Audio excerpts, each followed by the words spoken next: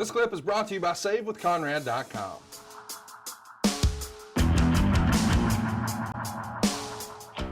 Let's try to lighten the mood. Kyle Atling wants to know, who was the pickiest eater in the business? Well, all the muscleheads, which used to really tickle the shit out of me. It was like Bagwell and some of those guys. Right. I'm sure Scott Steiner brought a dozen eggs and boiled them in the locker room every single night and would just eat the egg whites. And obviously you are what you eat and the way you train, and look at Scotty, the body that he got. But I heard stories, which was hilarious. Now, Midian and Tex Schlesinger, remember those guys, right? Yeah, sure. So somehow Midian was traveling with Buff. Buff was in the front seat. Midian was behind him. I forget who was driving. They pulled in, got a bucket of chicken or something, whatever the deal was. Now Buff's pulling the skin off the chicken and putting it in the bag, throwing it in the bag behind him. And Midian's eating the skin off the chicken. So he must have had like 20 pieces of just skin. When I heard that story, I just died laughing. And that's just one of the crazy things that guys did. They didn't think a thing about it. I'm sure there wasn't even a derogatory comment about it until Buff got to the locker room and had to tell the story.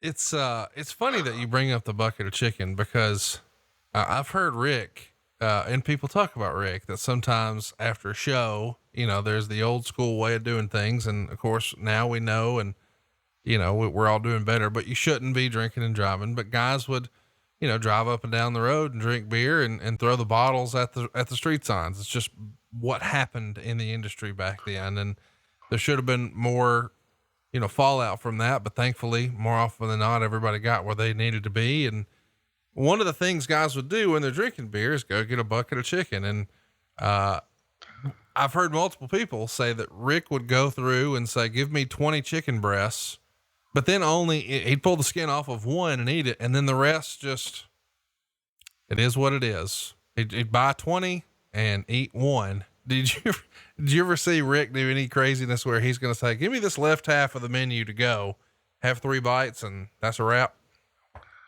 Now, he overindulges in everything. Sure. Every aspect of his life is excess. That's one example. Ordering a tray full of kamikazes that had 25 kamikazes on it and him drinking one and giving the rest of them away so that he had everybody hammered around him and he could just sit there and laugh at him. It was everything he did was to excess, but that's the way he is. And, a lot of guys were that way. Now, you're talking about the drinking and driving and stuff back in the day. I think we talked about everybody buying new cars and, the parking lot looking like a luxury dealership. Well, yeah, buddy. I mean, we used to race coming back from towns like Greenwood and Greenville and stuff. You'd come up beside one of the guys. Now, Erin I bought her a 300 ZX Turbo Nissan 86 that would throw you in the back seat. I mean, that thing would scream. Occasionally she would let me drive it, and I'd drive it to the town, and we'd have Barry and his Porsche and Ricky Morton in that 900 Saab and guys in their Mercedes and stuff. We'd race up and down the highway because it was just us. Right. Monday and Tuesday, Wednesday night at 12 o'clock at night, you're the only one on the road, on the highways. Right.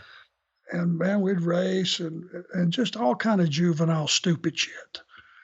And yes, there would be a few beers involved, but you didn't overdo it, because you did know that around some bunch of trees off to the side, running those Carolina and Virginia towns, there would be a cop setting up in the woods. So you didn't overdo it, but there was a few cold beverages drank along the way. Yeah, that was just the way of the world. Mark in Dryden wants to know, What are Arn's thoughts on the Jeff Hardy drunk driving angle from the very recent SmackDown just a couple of weeks ago now, Arn? It was a pretty controversial topic. It took over Twitter for the evening, whether or not they should have had a whole quote unquote storyline based around the reality of Jeff Hardy having some substance troubles at different points in his life. Did you see it? What'd you think? What can you tell us about your take on bringing a real life situation and putting it on screen?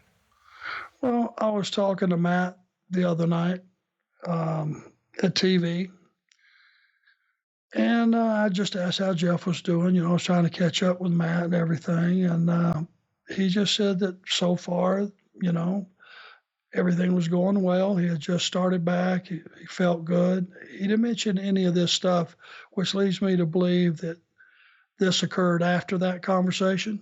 Yeah, probably. As far as when the angle aired, here's a guy that's had a lot of problems in his life, and Jeff Hardy is an incredible performer and an incredible human being. He wouldn't hurt a fly, you know, and he's a star, and he has his demons just like we all have them. And, you know, it's probably caused some sleepless nights at his house, and it's a real serious issue. And to put it on television and make fun of it and just, you know, turn it into an angle and poke fun of it, where's the payoff? Right.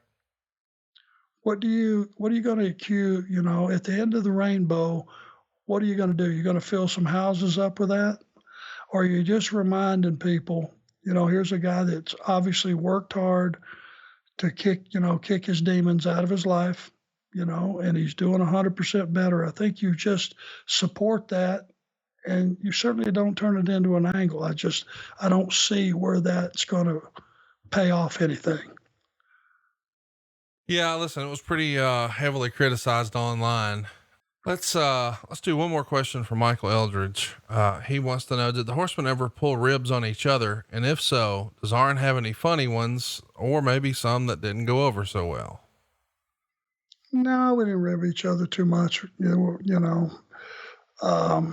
We're always concentrating on, because we had so few hours in the day that were downtime. We were either concentrating on getting a meal or getting checked in the hotel or getting to the gym, and we'd get to work, and we would find out, you know, the lineup and see who was positioned where and what we had to do for the show that night. We're pretty much business all the time. There wasn't a lot of ribbing with us that went on.